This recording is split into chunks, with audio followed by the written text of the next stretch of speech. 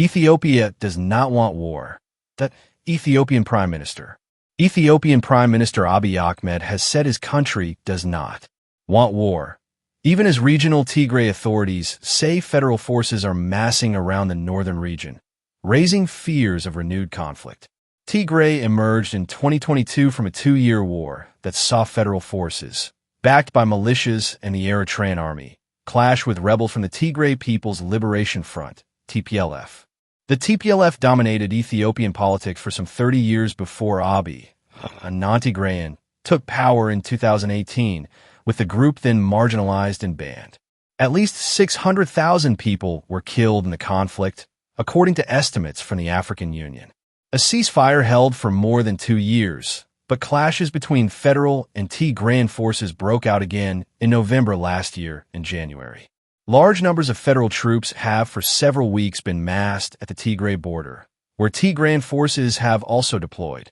On our part, we believe problems should be resolved only through dialogue.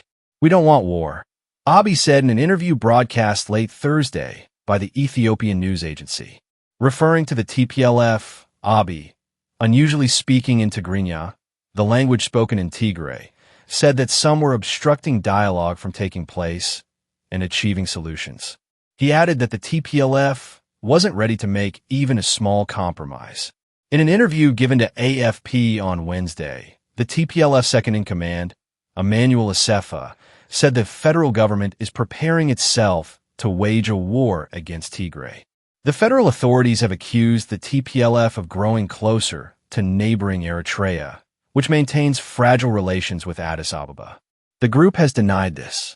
Eritrea accuses its landlocked neighbor of eyeing its port of Assab. The two countries fought a deadly war from May 1998 to June 2000 for control of several border towns. In the interview, Abiy also said that Eritrea would not hesitate to destabilize the country. We will not give it a chance to hurt our people once again. If it tries, I believe it will be its last attempt, he said.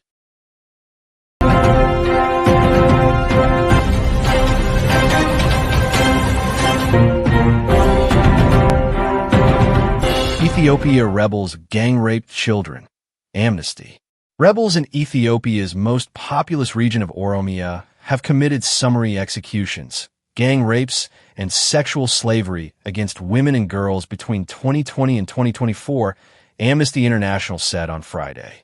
Oromia is a vast region stretching across roughly a third of Ethiopia and home to 40 million people, where the military has been fighting an insurgent group, the Oromo Liberation Army, OLA, since 2018. Amnesty interviewed 10 survivors of sexual violence in 2 districts of Oromia, including 7 who were minors at the time of their assaults, as well as health professionals.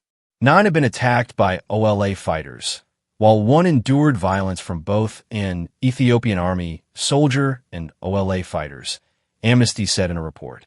5 were held in sexual slavery, and 2 fell pregnant from the abuse they endured.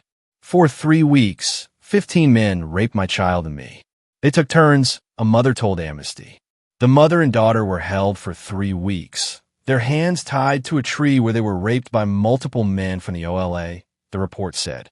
These cowardly acts were partly enabled by a communication blackout that shut out the rest of the world to the sustained atrocities against civilians, said Tigera Haguda, Amnesty's regional director for East and Southern Africa. These repeated abuses are not only horrific, but may amount to war crimes.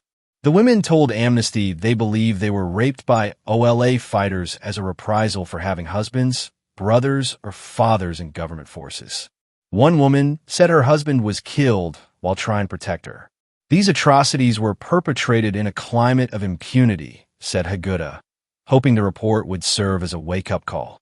Ethiopia, home to roughly 130 million people, is currently enduring several armed conflicts. Amhara, the second most populous region, has also been plagued by clashes since 2023 between the federal army and rebels.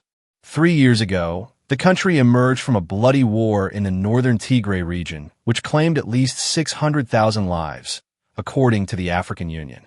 Hundreds of thousands of Tigrayans remain displaced, and there are fears of renewed fighting in the region.